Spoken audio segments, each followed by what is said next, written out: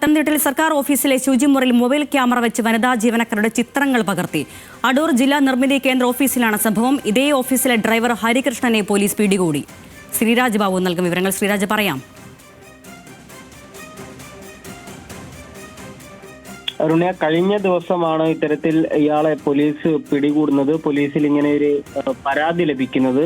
അതായത് ഈ പത്തനംതിട്ട അടൂർ ജില്ലാ നിർമ്മിതി കേന്ദ്ര ഓഫീസിന്റെ ശുചിമുറിയിൽ ഇയാൾ ഒളിക്യാമറ വെക്കുകയായിരുന്നു. മൊബൈൽ ക്യാമറയാണ് ഇയാൾ സ്ഥാപിച്ചത്. ഇത് ശൗചാലയത്തിൽ ഈ ശുചിമുറിയിൽ കയറിയ ഒരു യുവതി തന്നെയാണ് ഈ മൊബൈൽ അവിടെ ഇരിക്കുന്നത്, സ്ഥാപിച്ചിരിക്കുന്നത് കണ്ടത്. തുടർന്ന് മറ്റുള്ളവരെ വിവരമറിയിക്കുകയും പോലീസിനെ വിവരമറിയിക്കുകയും ചെയ്തു. പോലീസ് സംഭവ സ്ഥലത്തെത്തി മൊബൈൽ ഫോൺ കണ്ടെടുക്കുകയും അത് പരിശോധിക്കുകയും ചെയ്തിരുന്നു. ഇതിന്റെ അടിസ്ഥാനത്തിൽ ഈ ഫോൺ വെച്ചയാളെ തിരിച്ചറിയുകയും ചെയ്തു.